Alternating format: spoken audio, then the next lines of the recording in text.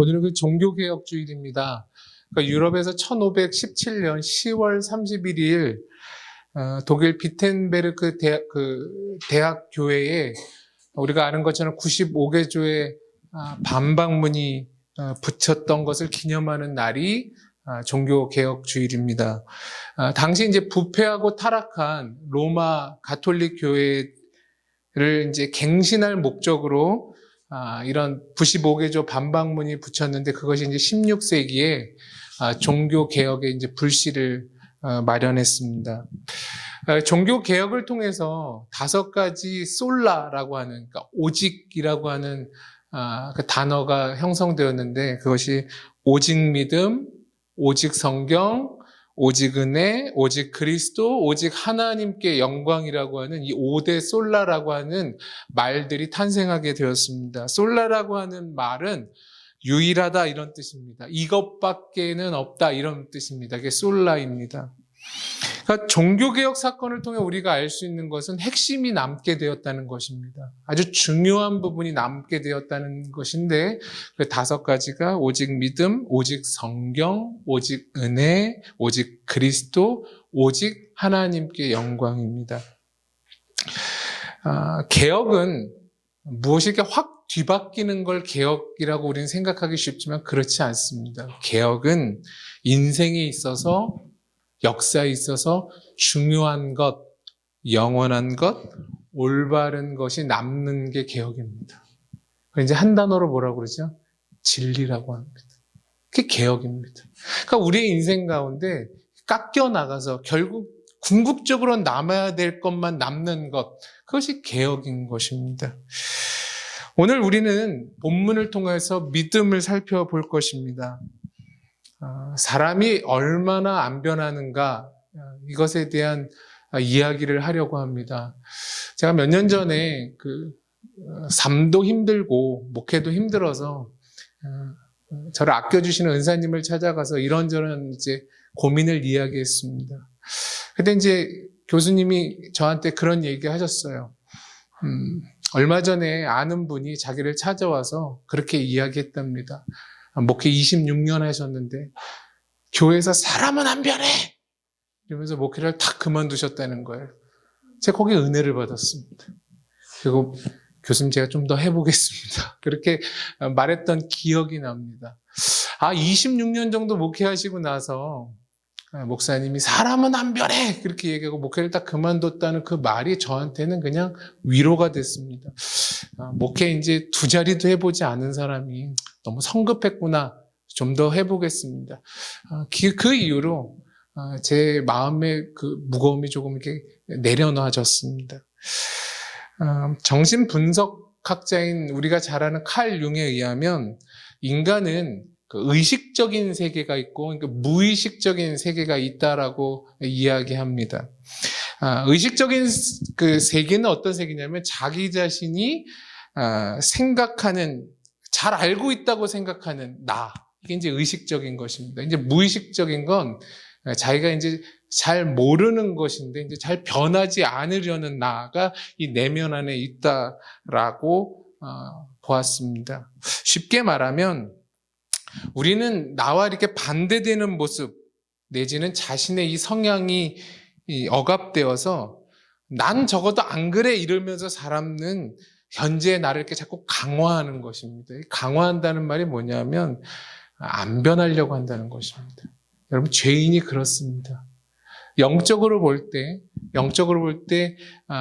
인간은 근원적인 창조주와 구원자 대해서 거부하는 것으로 자신을 강화합니다. 그래서 예수 안 믿으려는 사람들 보십시오. 무슨 핑계를 대서라도 자꾸 자신은 변화하지 않으려고 하는 것입니다. 오늘 요한복음 1장 4절에는 이렇게 이야기합니다. 그 안에 예수 안에 생명이 있었으니 이 생명은 사람들의 빛이라. 빛이 어둠에 비치되 어둠이 깨닫지 못하더라. 또 9절에 이렇게 얘기하죠.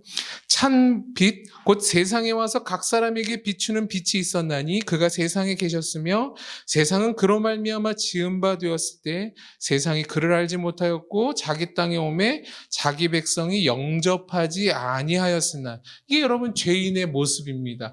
빛이 와도 깨닫지 못할 뿐만 아니라 영접하지 않는 것, 자기의 죄됨을 강화하여 빛을 받아들이지 않는 것, 이게 죄인들의 습성입니다. 여러분, 예수 그리스도의 기적의 베푸심으로 우리가 아는 것처럼 요한복음 9장은 맹인이 눈을 뜨게 되었습니다. 그러한 사실, 그러한 증언들을 바리새인들은 도무지 수용할 수가 없었습니다. 그들이 마지막으로 맹인에게 했던 말을 보면 이렇습니다. 32절부터 34절까지 제가 읽을게요. 창세 이후로 맹인으로 난 자의 눈을 뜨게 하였다 함을 듣지 못하였으니 이 사람이 하나님께로부터 오지 아니하였으면 아무 일도 할 수 없으리이다. 이렇게 맹인이 이야기했어요. 그러자 바리새인들이 뭐라고 얘기하냐면, 내가 온전히 죄 가운데 나서 우리를 가르치느냐 하고 이에 쫓아내어 보냈다. 이렇게 성경은 이야기합니다. 뭐라고 얘기해요? 네가, 이 맹인된 네가 온전히 어디서 났다고 그래요? 죄 가운데 나서 우리를 가르치려 하느냐라고 하면서 내쫓았다. 이렇게 오늘 성경은 이야기합니다. 여러분, 요한복음 9장은 어떻게 시작합니까? 9장 1절에 제가 읽을게요. 예수께서 길을 가실 때에 날 때부터 맹인된 사람을 보신지라 제자들이 물어 이르되 라삐여, 이 사람이 맹인으로 난 것이 누구의 죄로 인함이니까? 자기니까? 그의 부모니까? 예수께서 대답하시되 이 사람이나 그 부모의 죄로 인한 것이 아니라 그에게서 하나님이 하시는 일을 나타내고자 하심이라. 이렇게 얘기해요. 예수는 뭐라고 말씀하십니까? 이 사람이 맹인된 것은 이 사람 죄도 아니고 이 부모의 잘못도 아니다. 오히려 뭐라고 얘기합니까? 하나님이 이 사람의 인생을 통해서 하시고자 하는 일을 위해서 이 사람은 맹인이 되었다. 이렇게 이야기를 합니다. 그런데 바리새인들은 뭐라고 얘기하죠?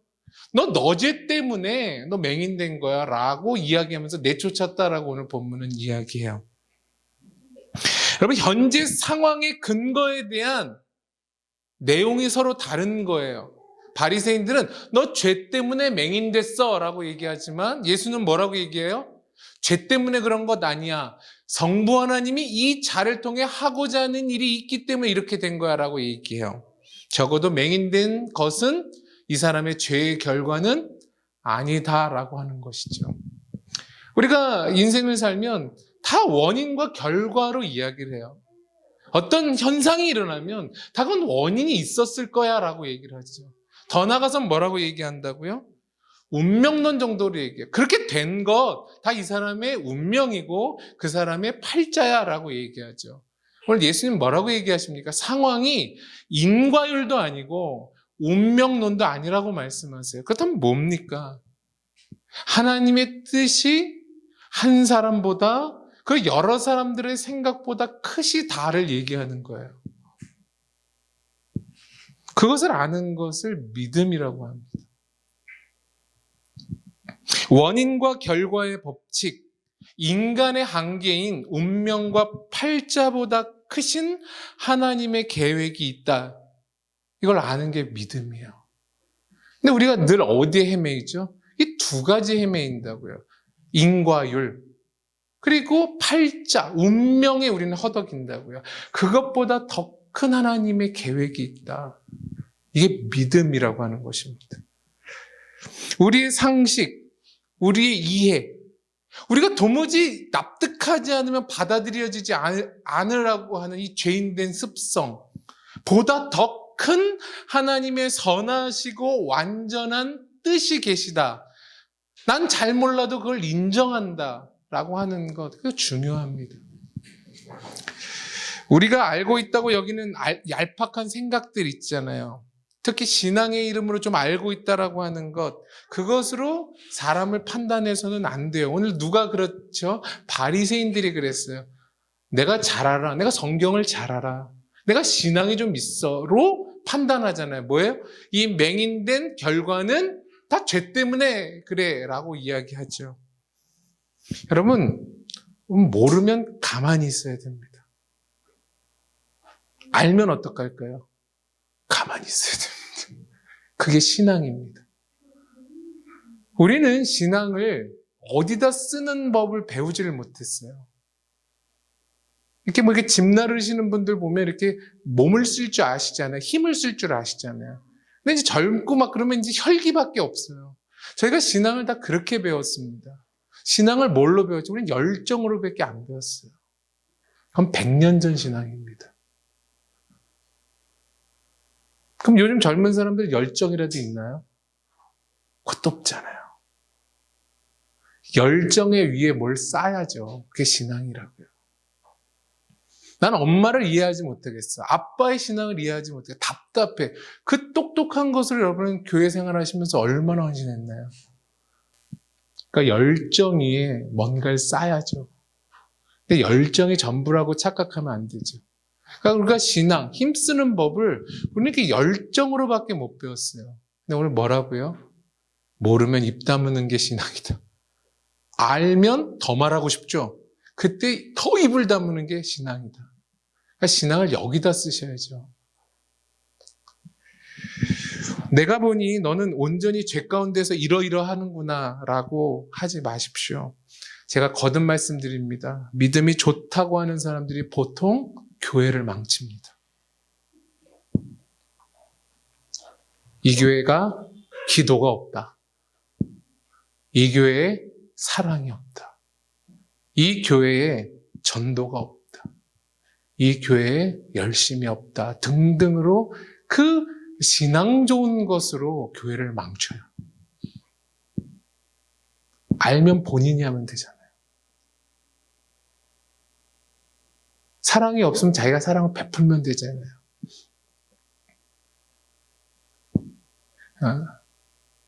목사가 돼 보니까 교회의 휴지가 보여요. 전도사 때는 죽어도 안 보였어요. 안 보여요. 남자가 집에 오면 더러운 거 잘 모르는 것처럼 아내만 보이잖아요. 그게 보이더라고요. 그럼 이제 부인이 그러지. 이거 안 보여? 빨래가 이게 안 보이냐고. 보이는 사람이 치면 되죠. 보이는 사람이. 현성지 옆에 자꾸 찌르지 마요. 교회 일찍 나오세요. 교회 일찍 나오세요. 보이는 사람이 하면 돼요. 안 보이는 사람은 맹인이에요. 맹인. 그러니까 보이는 사람이 먼저 하는 거예요. 거기에 신앙을 하는 거예요. 몇 번을 얘기 뒤집으라고. 뒤집어 보이는 사람이 하면 돼요. 그 사람은 맹인이에요. 여러분, 신앙을 그렇게 쓰실 수 있게 되기를 바랍니다. 우리 오늘 본문 한번 읽어볼까요? 요한복음 9장 35절부터 45절. 얼마나 감격스러운 순간이에요. 일주일 동안 성경 한 번도 안 읽다 오늘 처음 읽는데, 그죠? 35절부터 41절까지 한 목소리로 읽어보겠습니다. 시작. 예수와 눈을 뜨게 된 맹인과의 만남의 사건입니다. 예수님 뭐라고 그 맹인된 자에게 질문하십니까? 내가 인자된 나를 믿느냐? 이렇게 질문을 하세요. 만나자마자. 저 같으면 이렇게 질문했겠어요.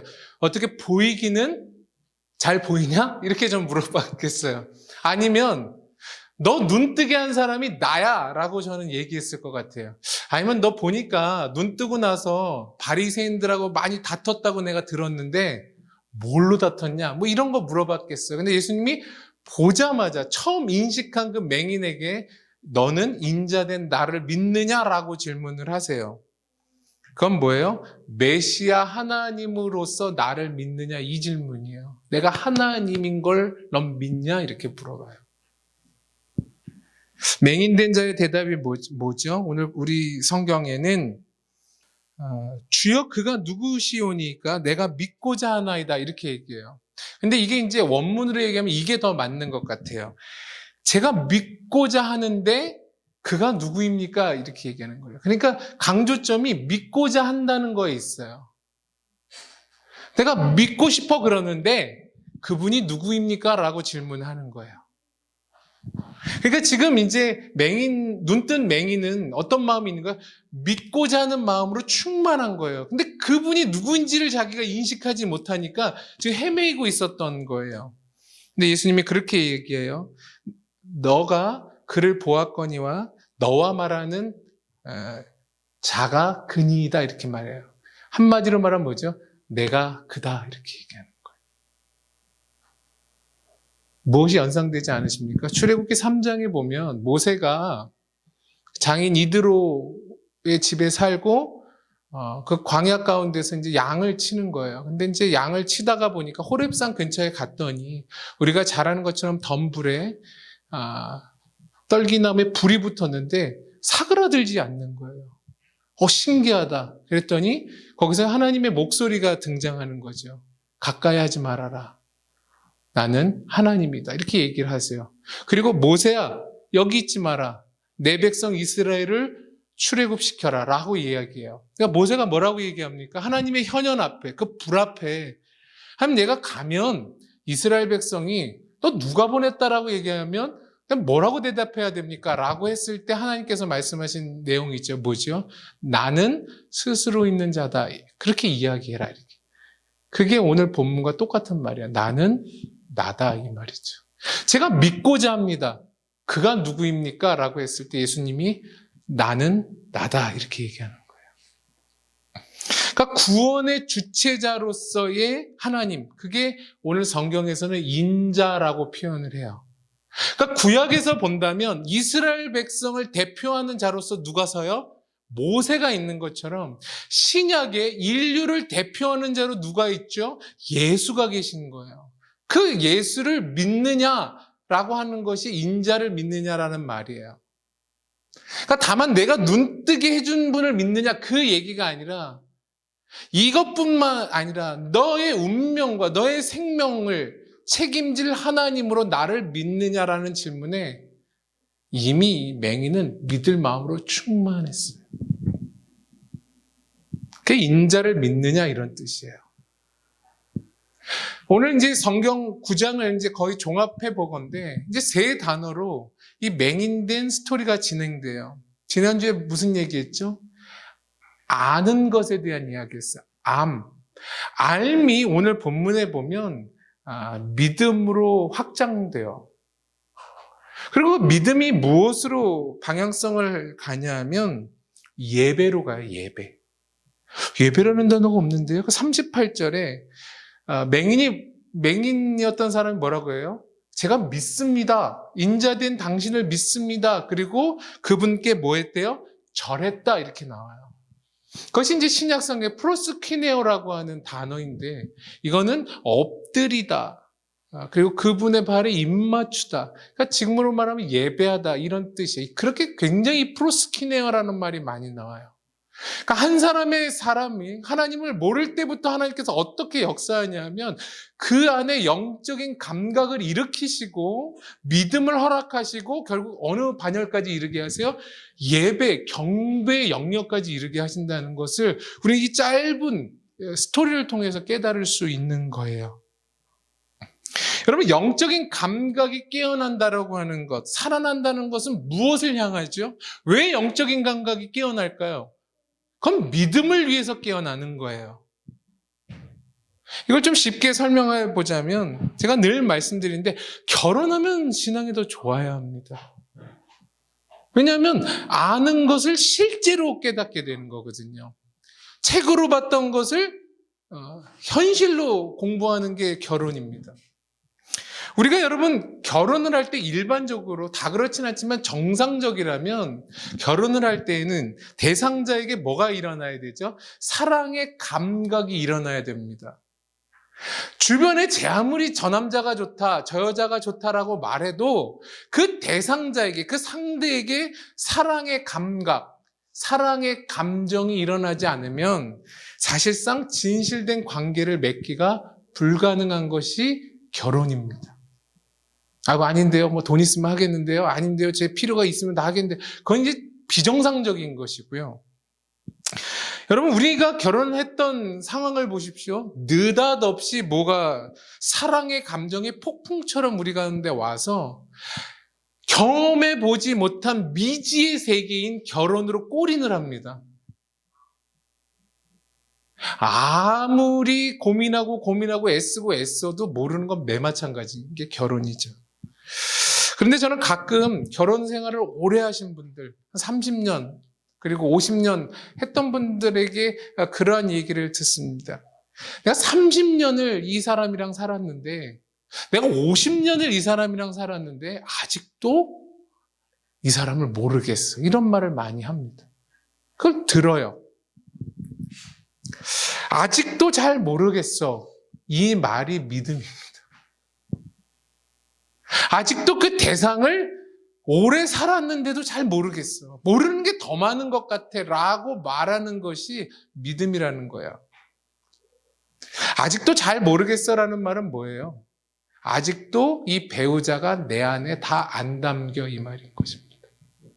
난 이 대상을 이해하기가 너무너무 어려워 이 말인 것입니다. 하지만 어떻습니까? 이 사람이 내 안에 다 안 담겨도, 내가 이 사람을 다 이해하지 못해도, 이 사람을 안다는 것이 정말 너무너무 어렵다 할지라도 우리는 아내를 위해서 남편이 오늘도 돈을 벌어오고 있지 않습니까? 오늘도 우리는 남편을 버리지 않고 밥을 차려주고 있지 않습니까? 자꾸 갸우뚱거리지 마세요. 그건 비정상적인 거예요. 제 부인은 밥을 차려주지 않는데요. 시켜만 주는데요. 시켜주는 게 어때요? 그렇죠? 그게 뭐죠? 이게 믿음입니다. 내가 다 이 대상을 이해 못해도 포기하지 않는 것. 그럼 이게 믿음이에요.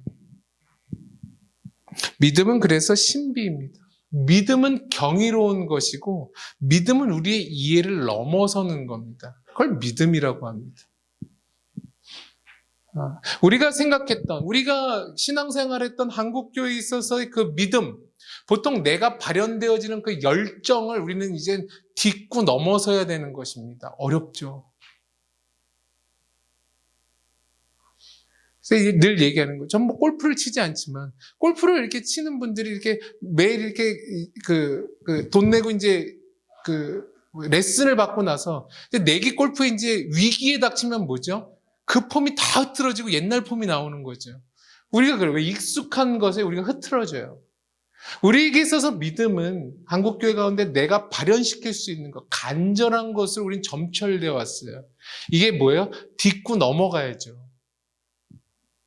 그러니까 우리가 어색한 거예요. 이런 설교를 별로 들어보질 않거든요. 그러니까 믿음은 내가 발현시키고 간절한 것이고 열정을 발현하는 거라고 생각하지만, 이해는 믿음이 우리를 뛰어넘는 거다라고 하는 것에 대해서는 많이 듣지 못했기 때문에, 그렇게 신앙을 안 해봤기 때문에 어색한 거예요. 그래서 자꾸 옛날로 돌아가는 거죠. 여러분, 믿음은 신비고 경이로운 것이고 우리의 이해를 넘어서는 게 믿음이에요. 그래서 믿음이 없이는 예배는 절대로 있을 수가 없어요. 그러니까 믿음이 없는 자는 예배를 드릴 수가 없어요.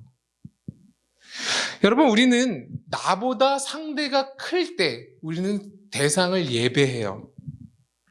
이렇게 못났는데, 이렇게 나라는 사람이 변덕스러운데, 이렇게 내가 부족한데 나를 품고 데리고 살아주는 것이 고마워서 그 대상자에게 감사하고 고개를 숙이는 것. 여러분, 그게 이제 다른 말로 예배죠.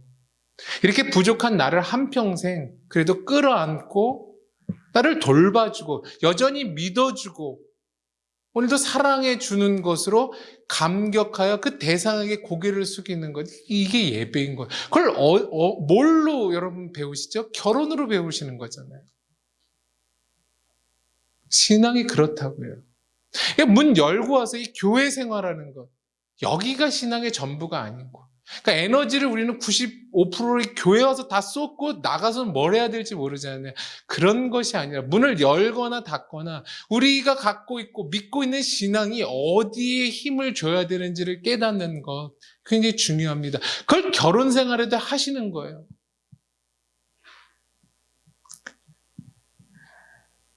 우리는 대자연 앞에서 이제 경탄합니다. 너무 이게 광활한 자연을 보시면, 바다나 산을 보시면, 오늘 예배 빨리 끝나시고 북한산이 이번 주가 여러분 단풍 피크입니다. 오후 늦게에서는 북한산 그 언저리라도 가보세요. 대자연을 좀 보세요. 그 경탄하게 되죠. 우리는 무엇을 경탄하는 겁니까? 나보다 큰 자연을 경탄하지만 신자는 뭘 경탄해요? 1차적인 것으로는 자연을 경탄하지만 2차적인 건 뭐예요?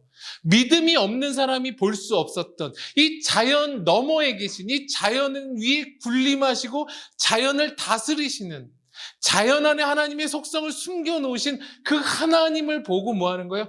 경탄하는 거죠. 그러므로 우리는 뭘 해요? 예배하는 거죠. 그러니까 세상 사람들이 자연을 보고 경탄하는 것과 믿음의 사람이 보고 경탄하는 건 내용이 다르죠. 깊이가 다른 거죠. 자주 얘기하는 것처럼 그저 미술 하나 보고 모나리자 하나 보고 와 놀랍네. 정말 그림이 아름답구나 보다 더 깊이 이것을 그린 사람의 의도와 심중과 모든 그 사람의 그 미술적인 감각을 다 이해한 사람이 그 그림을 보는 거는 깊이가 다르죠. 안 그렇습니까? 그럴 때 우리는 뭐 할 수 있죠? 예배할 수 있다는 거예요. 그래서 저희 학부 때 교수님이 그렇게 얘기했어요.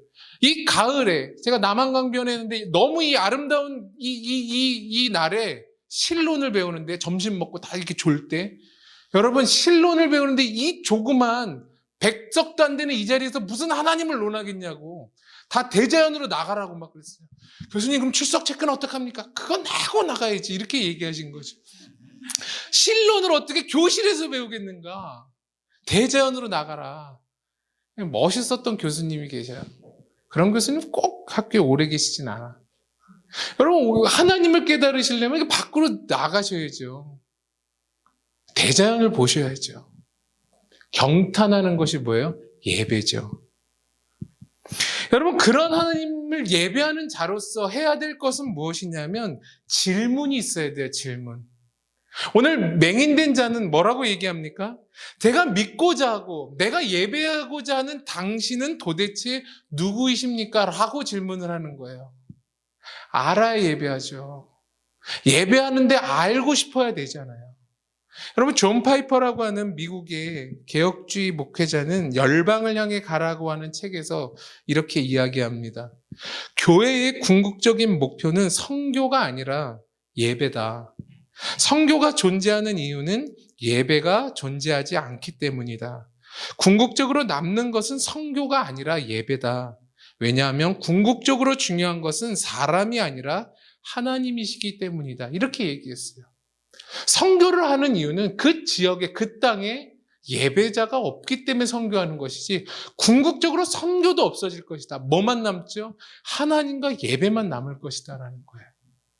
그러니까 하나님께서 한 사람에게 영적인 자각을 일으키시고 믿음을 허락하신 이유는 궁극적으로 영원한 그 사람이 하나님을 예배하기 위해 그런 영적인 감각과 믿음을 허락하신다는 것이죠. 은혜의 성격은 그래서 우리의 일상에 불현듯 찾아오는 게 늘 은혜입니다.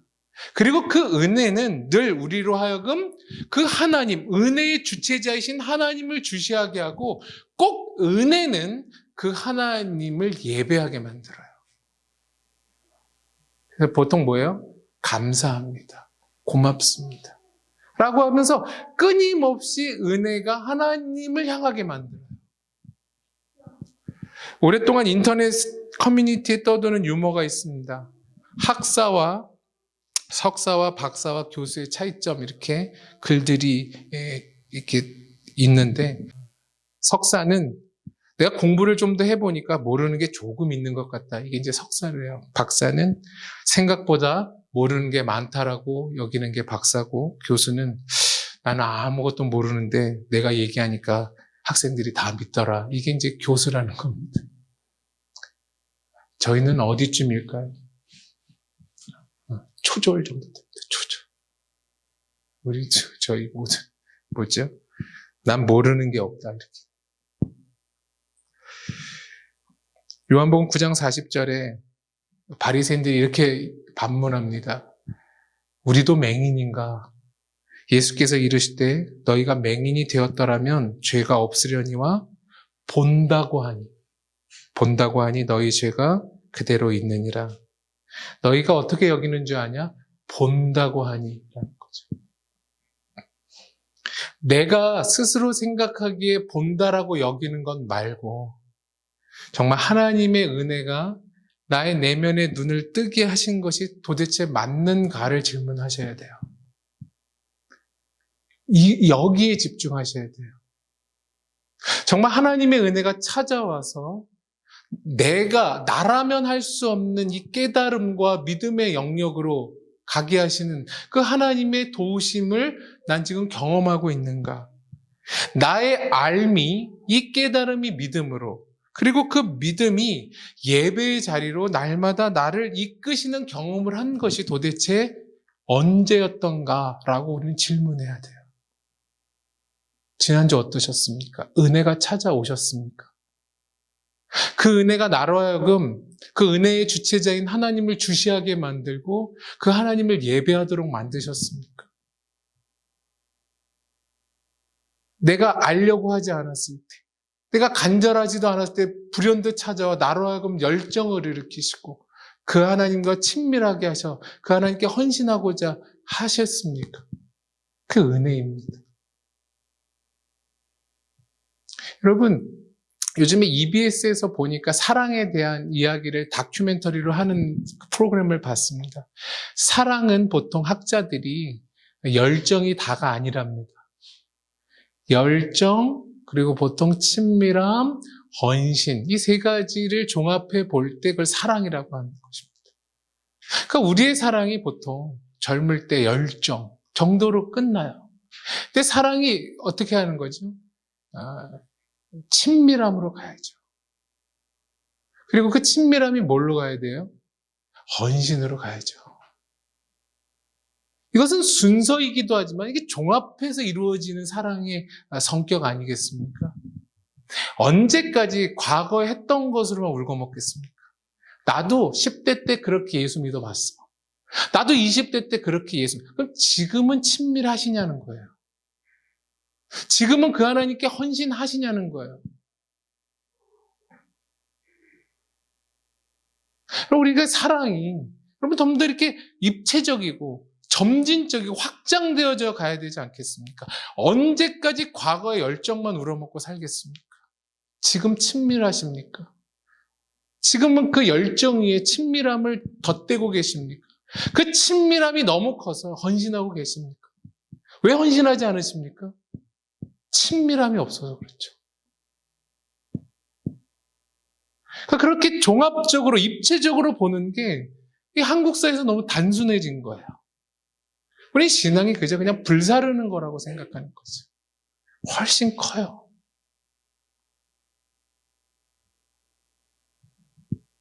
그래서 하나님께서 우리를 암과 믿음과 예배의 단계로 점차적으로 이끄시는 것처럼 한 사람이 하나님에 대한 신앙도 열정뿐만 아니라 그 열정 위에 친밀을 덧대시고 그 친밀감 위에 하나님께서 헌신을 덧대셔서 사랑을 좀 더 입체적이고 점진적이고 확장적이게 만드는 것, 이걸 보통 신앙이라고 하는 것입니다.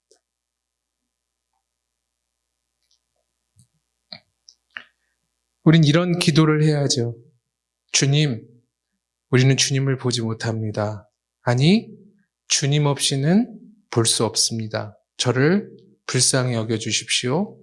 오늘도 주님의 은혜가 우리를 놓지 않아 여전히 모르는 것 투성이지만 주님을 놓을 수는 없습니다. 당신을 더 알려주십시오. 믿고 싶습니다. 예배하고 싶습니다. 이걸 여러분 가운데 기도문으로 하셔야죠. 하루의 기도를 삼으셔야죠. 이것이 저의 간절한 바람이 되게 해 주십시오. 라고 하는 소망이 우리 가운데 있어야죠. 예수 그리스도가 한 맹인을 부르셔서 하나님의 사람을 만드시는 이 장면을 보시면서 다만 이례적 사건이 아니라 우리 인생 가운데 이러한 일을 하신다라고 하는 것들을 깨달아 하나님과의 그 사랑의 깊이가 예배의 깊이가 될 수 있도록 그렇게 여러분들을 축복하고 싶습니다. 기도하겠습니다.